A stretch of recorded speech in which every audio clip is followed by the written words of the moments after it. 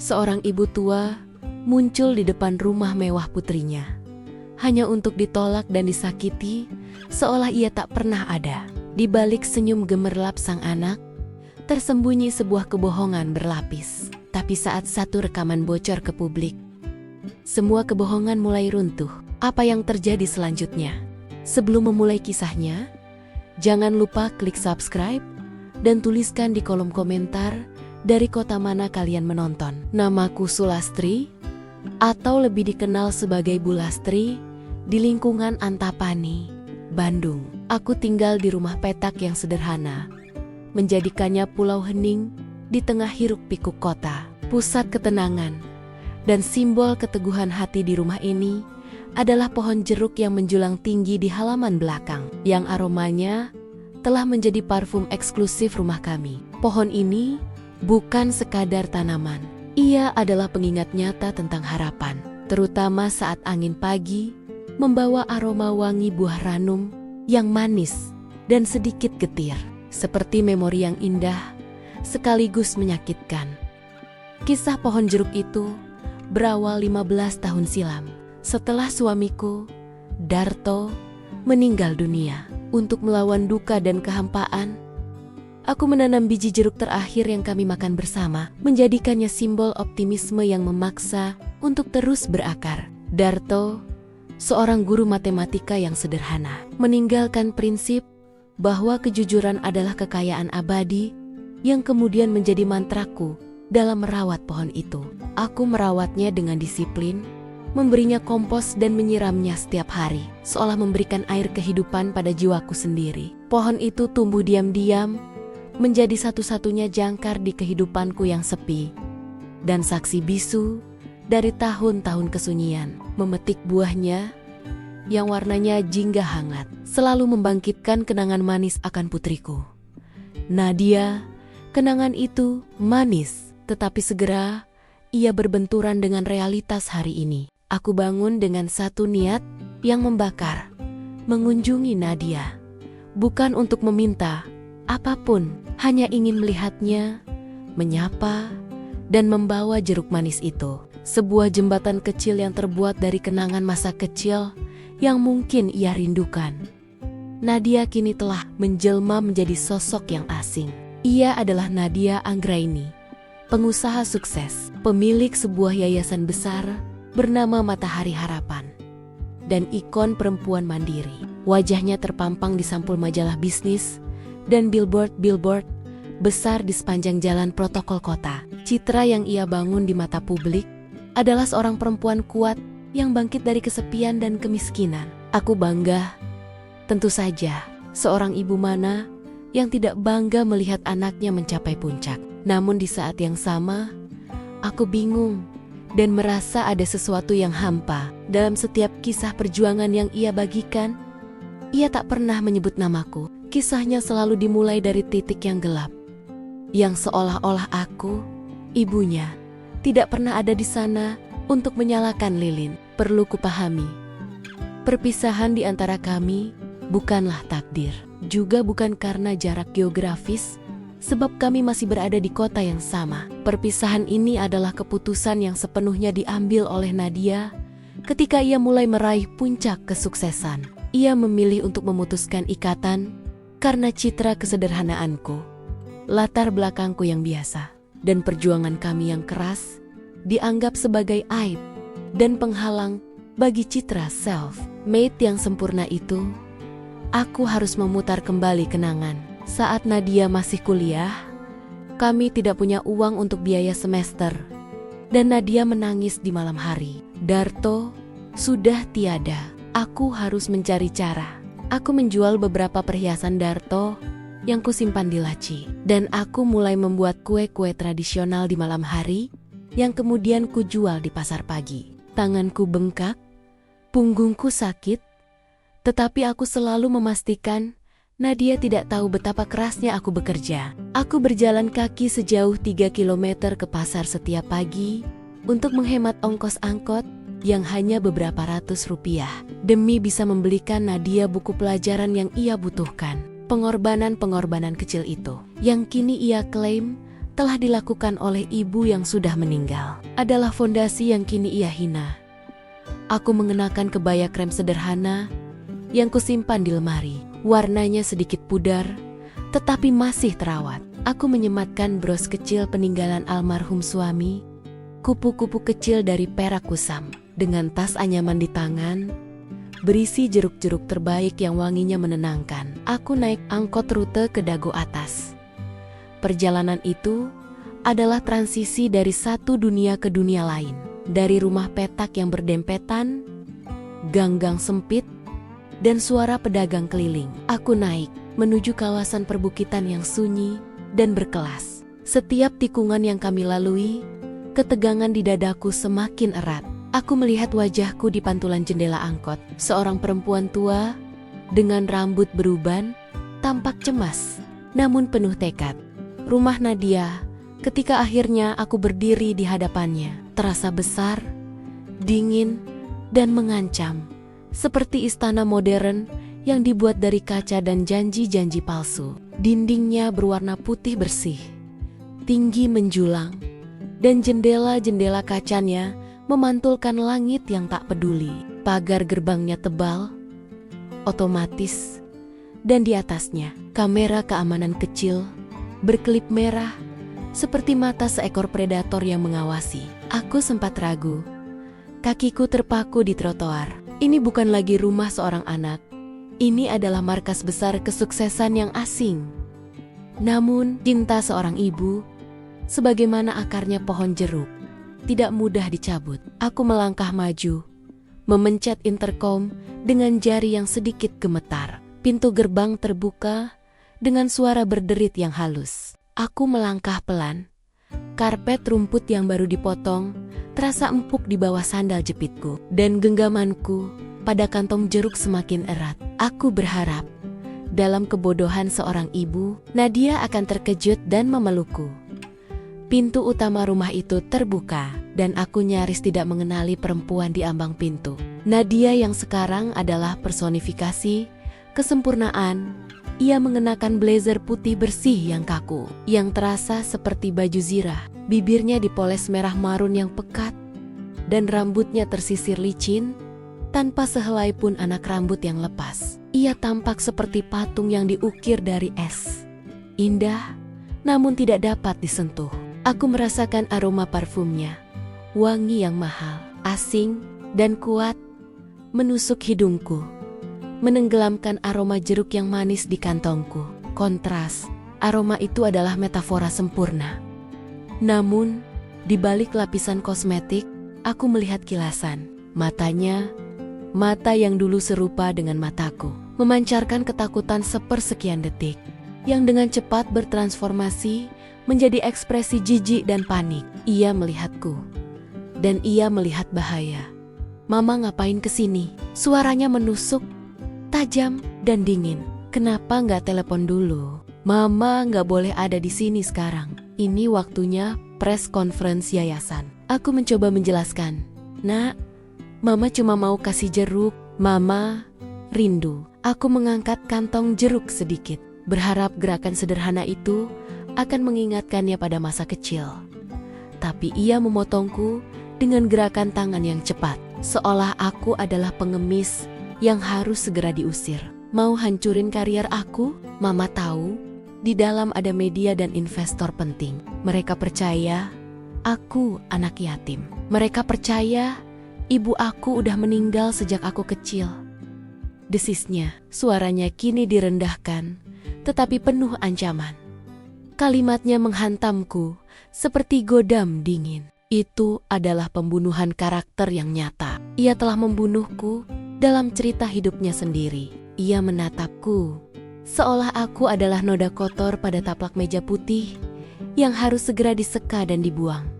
"Mama bukan bagian dari cerita aku lagi," katanya, pelan namun menusuk. "Mama adalah masa lalu yang harus dihapus agar aku bisa maju. Kau adalah aib yang tidak kubutuhkan." Kata-katanya bukan hanya penolakan, tetapi deklarasi perang terhadap masa lalu. Aku berdiri diam, tubuhku membeku, kaget oleh pengakuan brutal itu. Aku hanya bisa menggenggam kantong jeruk. Lalu, tanpa peringatan, ia mendorongku. Bukan dorongan yang kuat, tetapi dorongan yang tak terduga di tangga marmer yang licin. Aku jatuh dalam gerakan slow motion. Kakiku tergelincir, dan aku terjatuh. Lututku menghantam anak tangga marmer yang dingin. Marmer itu terasa sangat dingin. Rasa perih yang tajam menjalar cepat ke seluruh tubuh. Aku terengah-engah. Bukan hanya karena rasa sakit fisik, tetapi karena realisasi bahwa dorongan ini adalah penolakan total atas eksistensiku. Kantong jeruk yang kugenggam erat-erat sobek. Kainnya tak mampu menahan benturan. Buah-buah jingga yang ranum itu menggelinding ke jalan masuk. Aku melihat satu jeruk. Yang paling ranum, pecah. Cairan manisnya mengalir di marmer putih, menodai kesempurnaan artifisial rumah itu. Aroma manis getir itu, aroma yang seharusnya menjadi jembatan antara ibu dan anak, kini menjadi parfum dari penghinaan. Nadia menutup pintu dengan cepat. Suara bantingan pintu itu bergema di halaman yang sunyi. Suara blam, itu adalah suara masa lalu yang diusir, suara ikatan yang diputus, suara sejarah yang dibatalkan. Dari baliknya, aku mendengar tawa orang-orang dan suara gelas beradu. Suara yang ceria dan penuh kemewahan. Dunia di dalam rumahnya terang benderang, dipenuhi janji-janji dan kesuksesan yang mengilap. Sementara aku, ibunya, teronggok di luar, sendirian. Di antara sisa-sisa jeruk yang pecah, aku berusaha bangkit. Lututku gemetar, aku merangkak, mengumpulkan sisa-sisa jeruk, menahan air mata agar tidak jatuh di marmer yang sama. Rasa sakit fisik tidak sebanding dengan rasa sakit di dadaku. Itu adalah momen terendahku.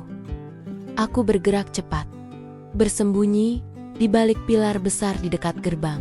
Aku tahu, pertunjukan belum selesai. Nadia tidak akan mengambil risiko hanya untuk mengusirku. Dia akan segera kembali untuk meluruskan narasinya. Benar saja, hanya dalam hitungan menit, pintu rumah itu terbuka sedikit lebih lebar. Dan yang kulihat berikutnya membuat dadaku membeku. Nadia melangkah keluar. Tetapi kali ini, ia tidak sendirian. Ia menggandeng seorang perempuan tua berambut putih yang tampak anggun dan rapuh. Perempuan itu mengenakan shawl tipis berbahan kasmir yang mahal dan anting mutiara yang berkilauan di bawah sinar matahari. Senyumnya lembut, suaranya terdengar halus dan menenangkan saat ia berbicara. Ada sekitar 4 orang wartawan dari media lifestyle terkemuka dan 2 juru kamera yang sudah menunggu di area taman. Nadia berdiri tegak, memeluk lengan perempuan tua itu dan berpose. Ini adalah sebuah pertunjukan yang telah direncanakan dengan sempurna. Ini ibu saya, kata Nadia di depan kamera. Suaranya penuh haru yang dibuat-buat, begitu meyakinkan, begitu profesional. Ia meneteskan air mata yang jatuh tepat pada saat ia mengucapkan kalimat itu. Beliau adalah inspirasi saya. Beliau kehilangan segalanya demi membesarkan saya. Kami sempat terpisah lama karena kondisi yang sulit. Tapi kini, kami bertemu kembali berkat kesuksesan yang saya raih. Kini, aku mengerti. Ada 2 lapisan kebohongan yang rumit. Dulu, ia mengklaim ibunya meninggal saat ia masih kecil, kebohongan tingkat pertama. Ketika publik meragukan kisah itu, Nadia menciptakan kebohongan lapis kedua. Ibu kembali setelah lama terpisah, yang merupakan pahlawan dalam kemiskinan. Perempuan tua itu bernama Rini Kusuma. Aku, Sulastri, adalah ibunya yang sesungguhnya. Rini bukan siapa-siapa bagi Nadia. Ia tidak punya hubungan darah atau sejarah yang sah. Tapi ia berdiri di sana, di depan kamera, memerankan peran sebagai figur ibu yang hilang. Aku mengamati detail kecil. Nadia membetulkan kerah baju Rini, memberikan arahan visual yang halus kepada ibunya. Itu seperti koreografi, sebuah tarian kebohongan. Seketika itu, kebenaran yang dingin dan brutal terungkap. Nadia membayar Rini Kusuma untuk berpura-pura menjadi ibunya. Malam itu, kembali di rumah petak Antapani, aku duduk di dapur. Tekad telah menggantikan rasa sakit.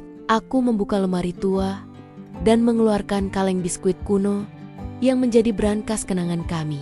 Di dalamnya ada surat ulang tahun Nadia, kwitansi pembayaran kuliahnya, dan seragam kerja biru pudar yang pernah kupakai saat lembur sebagai juru masak di rumah sakit. Setiap lembar kertas adalah bukti pengorbanan yang kini ia klaim dilakukan oleh orang lain. Aku tahu, aku harus melawannya dengan bukti. Aku menghubungi Pak Wito, mantan polisi yang kini membuka jasa penyelidikan privat. Kami bertemu keesokan harinya. Pak Wito, kataku, suaraku mantap. Saya butuh bukti. Bukti yang bisa menunjukkan siapa Rini Kusuma itu sebenarnya dan bagaimana ia bisa terhubung secara finansial dengan Nadia. Pak Wito mengangguk, matanya menyipit. Orang bisa menghapus nama ibu dari sejarah, tapi tidak bisa menghapus jejak digital dan jejak uang. Ia menyusun rencana investigasi, mulai dari registrasi Yayasan Nadia hingga catatan keuangannya. Beberapa hari kemudian, Pak Wito kembali. Kali ini, ia membawa map coklat tebal berisi laporan yang menyeluruh. Rini Kusuma, 58 tahun, Pak Wito memulai. Suaranya datar, tak punya hubungan darah, tak ada catatan adopsi, dan tak pernah memiliki izin resmi sebagai wali. Nadia, ia mengalami kebangkrutan dan kehilangan anak kandungnya karena kemiskinan. Pak Wito menjelaskan bagaimana ia menemukan jejaknya dari akun media sosial lama dan dokumen medis tentang anaknya yang meninggal. Aku menahan napas. Rasa sakit Rini membuatnya menerima peran ini.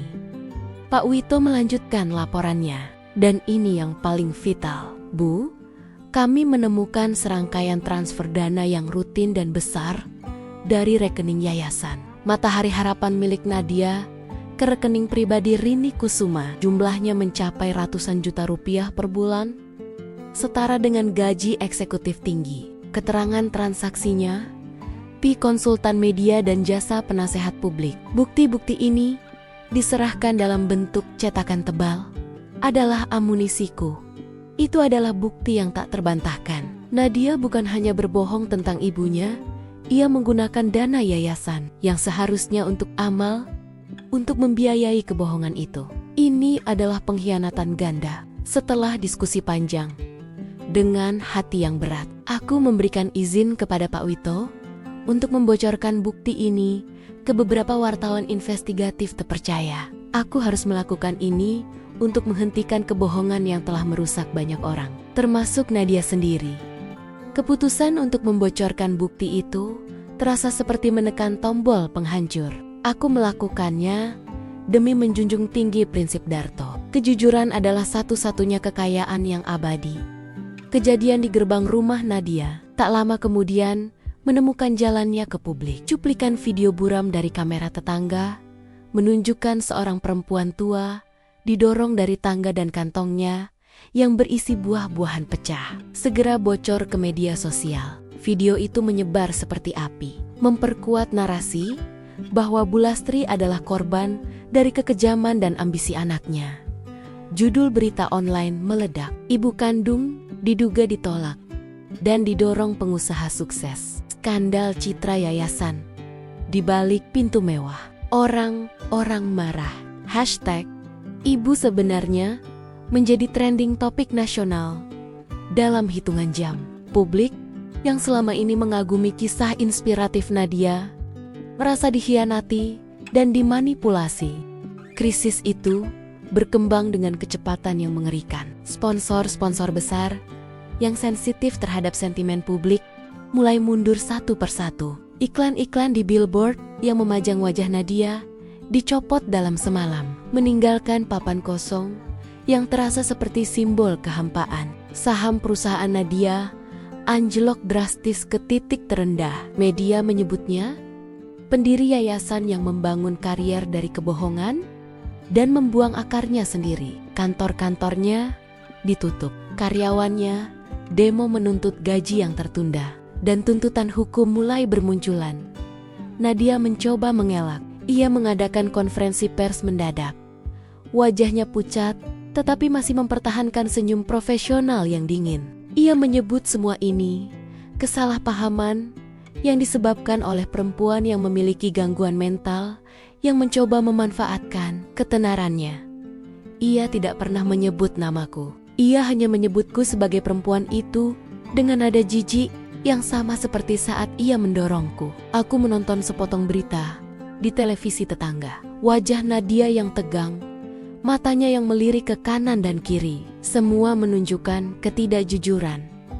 Tapi publik sudah tak percaya. Bukti transfer dana yang dibocorkan oleh Pak Wito, yang menunjukkan pembayaran besar kepada Rini Kusuma, adalah paku terakhir di peti mati citra Nadia.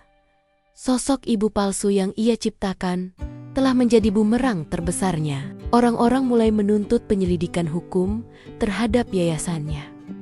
Tak lama setelah skandal itu pecah, Rini Kusuma menghilang dari sorotan publik. Ia tidak lagi menjawab panggilan media dan keberadaannya tidak diketahui. Berita menyebut bahwa sebagian besar dana yayasan Nadia telah ditransfer ke luar negeri sebelum rekeningnya dibekukan, memunculkan dugaan tentang penggelapan yang lebih besar.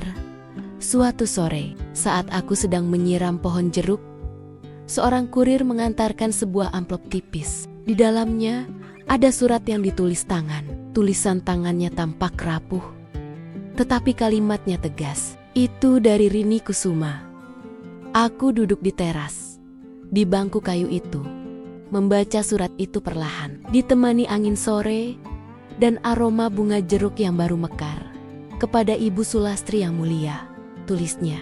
Aku menulis ini dari tempat yang jauh, dari tempat yang sepi, seperti tempat di mana aku kehilangan anakku 10 tahun lalu. Aku ingin meminta maaf. Aku menerima uangnya, Ibu. Tentu saja, tetapi aku tidak bisa menerima peran itu lagi.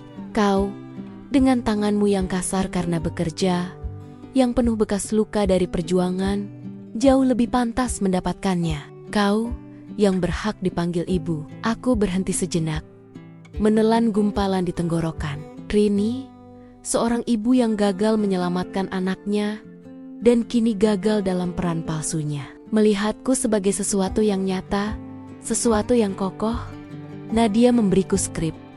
Tapi kau hidup tanpa skrip. Aku adalah aktris yang lelah, Ibu Sulastri, mengisi kekosongan dengan kebohongan yang manis, dan Nadia mengisi kekosongannya dengan ambisi yang kejam. Aku hanya ingin sekali saja dipanggil ibu. Mendengar suara itu keluar dari mulut seorang anak perempuan yang berbakti. Meskipun itu palsu, sekarang aku sadar aku mencuri sesuatu yang bukan milikku. Surat itu berlanjut, menyentuh bagian paling inti dari keberadaanku. Tapi kau berbeda. Kau bukan hantu dalam cerita ini, seperti yang ia coba buat. Kau adalah jangkar. Jangkar tidak perlu dilihat di permukaan, tidak perlu bersinar di sampul majalah. Ia hanya perlu menahan kapal agar tidak karam saat badai datang. Kau adalah kebenaran, Sulastri, dan kebenaran, meskipun menyakitkan, akan selalu lebih kuat daripada fiksi. Kalimat terakhir itu menghantamku dengan kekuatan yang berbeda. Jangkar. Aku adalah jangkar. Nadia mungkin telah memotong tali ke permukaan, tetapi akarku, cintaku, kebenaranku, masa lalu yang nyata, tetap menahannya. Aku tidak perlu pengakuan dari publik atau dari Nadia.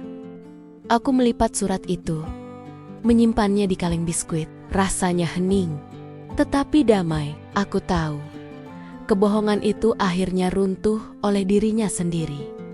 Minggu-minggu berlalu, kehidupan di Antapani kembali pada ritme yang tenang.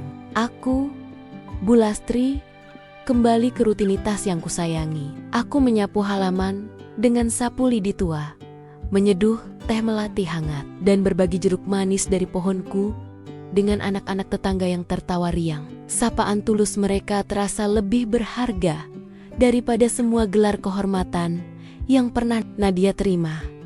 Aku tidak menunggu Nadia.